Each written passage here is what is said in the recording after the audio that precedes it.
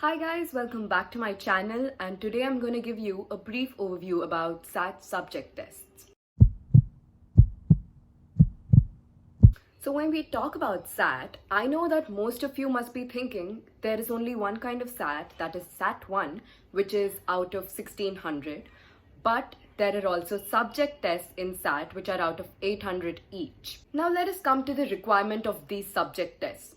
So basically, majority colleges look at SAT subject tests as just a supplement to your application to make it stand out.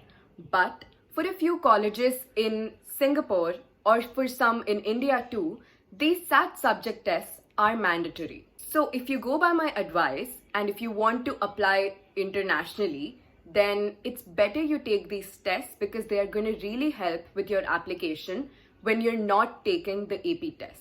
Now let's talk about the number of tests you should take and when can you take them.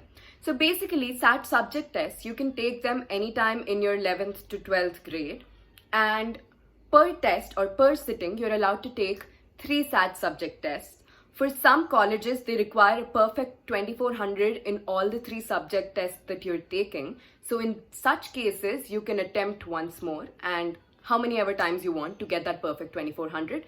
But honestly, getting anything above 780 or in that range is going to really push up your application.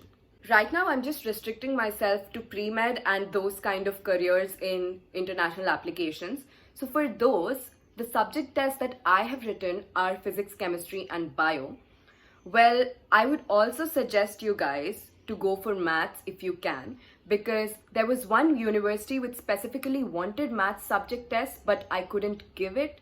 So yeah, my application got rejected. So always look after the requirements of the university before you give in your SAT subject tests. Now when we come to syllabus, honestly for CBSE students, it's going to be really easy. If you're taking SAT subject tests of physics, chemistry, maths or bio, it's going to be really easy for you because it's completely based on 11th and 12th syllabus, and well, it's way more easier than your both syllabus too.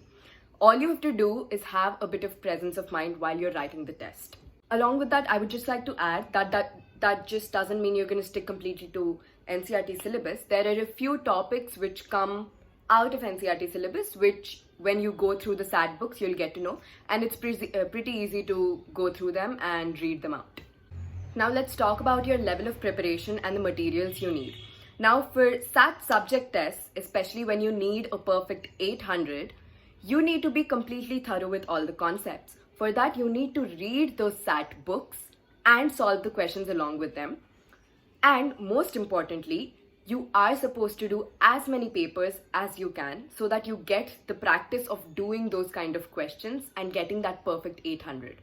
Well, honestly, there isn't any specific time you need to cater for SAT subject test preparation. You just look at where you stand in the CBSE ka lane, and if you think you know everything perfectly, then you're well set. You just have to practice a few papers and go through the syllabus once more, and that's probably going to take you maybe 1 or 2 weeks. That's what it took me for SAT subject tests. But if you think you're unsure about a few topics, then better start preparing from 1 month before. When it comes to books, there are 3 brands or publications that you can completely trust in terms of SAT subject tests.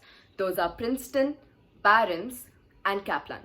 Personally, for physics and chemistry, I had 1 book each of Barron's and Kaplan, and for bio, I had 1 book of Princeton.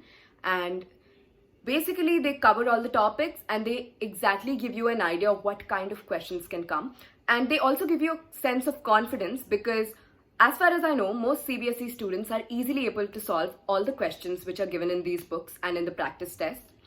But it's very important that even if you know everything, even if you can solve every single question, there is a high chance of you making some kind of mistake because it's a 1-hour test and it has about 85 questions in chemistry. So you can completely imagine the scrutiny of time. So it's important that you have great presence of mind and you do not make any silly mistakes. That's what SAT is testing.